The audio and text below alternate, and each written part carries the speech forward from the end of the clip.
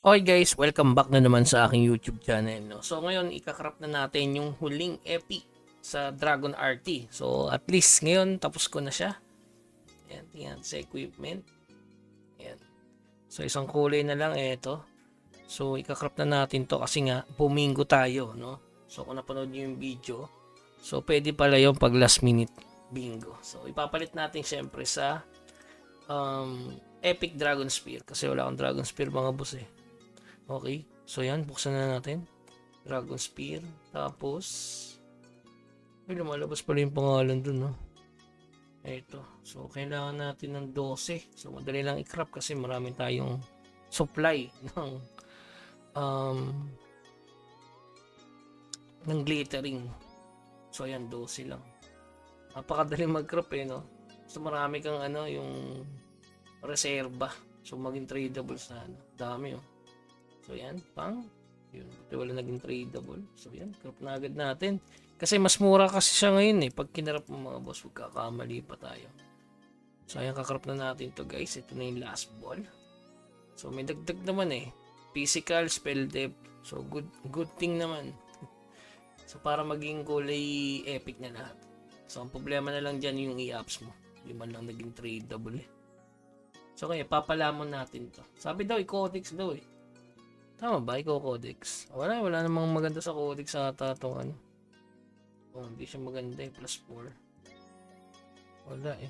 Puro all attack, all damage. Sa bagay, maganda naman yan. Pero, ipala mo na lang natin sa isa nating RT. So, pag ganyang codex mamahal, ipalamon mo na lang dun sa EVA build. Yan. So, benediction ba yan? Gano to? So, level 4. Ay, wag dyan. Ito. Yun, no? Diba? Ay, walang XP. Pero mag-level 3, no? Kulang. 5,000 yung kailangan. Grabe naman to. So, okay lang yun. Pakain na natin. Food trip.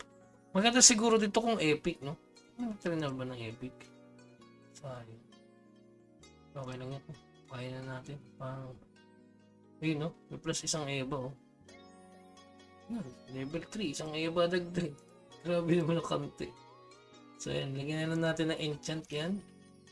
Kita nyo naman, kumpleto na. Yan, mukha ng pogi. Enchant na lang natin. So, magandang S. Mas maganda kayong mag-crop ng ng RT. Kasi, mataas ang stats na ngayon yan.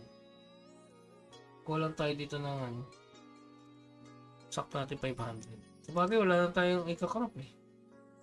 Kasan bang Dragon Steel? Wala na. Pang-enchant na lang talaga yung Dragon Steel ko. Or magkakrop pa tayo ng isang Dragon RT pangkain sa Benediction. Kasi mas maganda daw yun eh. Mas mataas daw XP. Tingnan natin.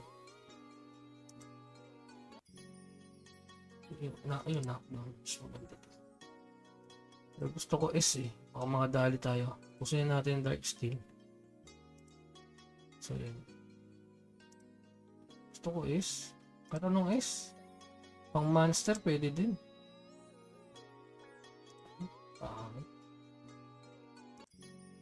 Stun. Yan, Debbie. Medyo maganda skill boost. Yung gumaganda na yung stats. Pero mas maganda dilaw eh. Dilaw. Okay. Kaya dalawang violet. Ayaw talaga. Ubus eh.